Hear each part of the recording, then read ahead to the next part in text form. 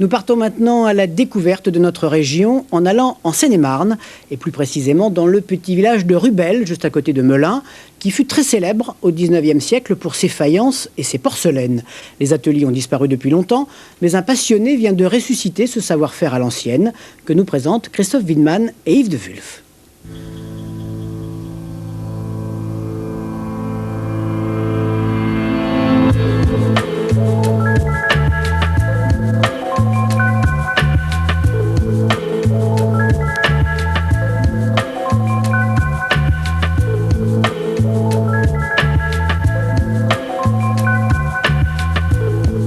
Quand j'ai acheté ma petite maison, je me suis dit que, et puis que j'ai acheté 2-3 assiettes dans une salle des ventes à l'époque, je me suis dit qu'il fallait que je connaisse le sujet à fond. Et je ne voulais pas mourir idiot. C'est à partir de là que j'ai étudié la façon dont étaient fabriqués les rubelles. Et j'ai mis des années à chercher, à fouiller, mais je me suis dit, un jour, je ferai des rubelles. Si le mot autodidacte n'existait pas, il faudrait l'inventer pour Robert Fapani.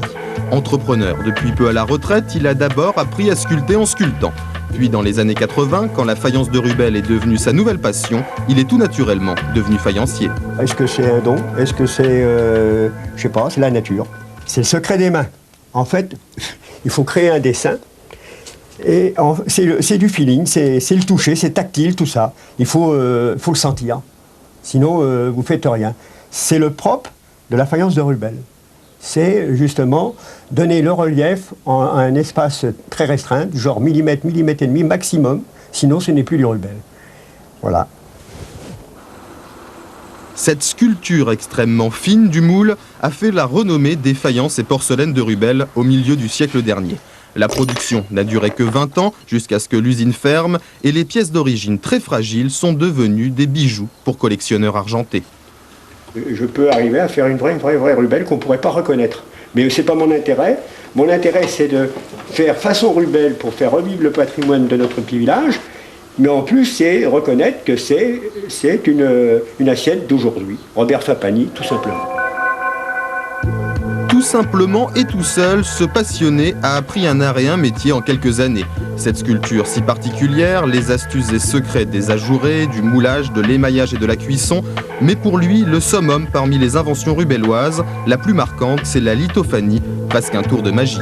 Vous apercevez quelques formes, bien sûr, vous apercevez pas grand-chose comme ça, parce qu'il faut absolument que ça soit éclairé, d'où le nom, lithophanie. Hein, litho, pierre, phanie, fait apparaître. Alors la pierre, c'est la porcelaine, bien sûr, et phanie, c'est la flamme qui est derrière. Alors voilà, hop.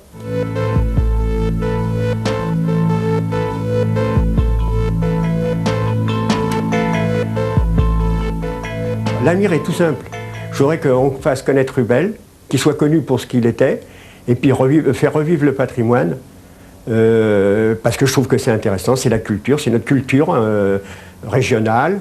Et puis ensuite, j'aimerais qu'il y ait un musée à Rubel, bien sûr. Hein. Depuis ses premières assiettes et lithophanies, au début des années 90, Robert Fapani a produit des centaines de pièces. Il vend aux particuliers, travaille pour un restaurant, a fondé une association et en plus d'ouvrir un musée, il veut écrire un livre. Cet homme est un phénomène, il fait déjà partie du patrimoine de Rubel.